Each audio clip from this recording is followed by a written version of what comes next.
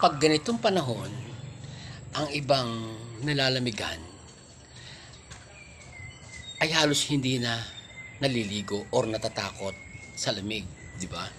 Pero hindi nyo ba alam, ni-research ko to, na kapag nilalamig kayo, ipaligo nyo at sinisigurado ko sa inyong lalabas yung init at unti-unting init ng katawan ninyo, hindi na kayo giginawin.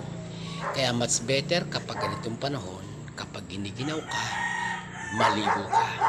Tanggal ang mo in a few minutes. Subok ko yan. I-try mo din. Okay?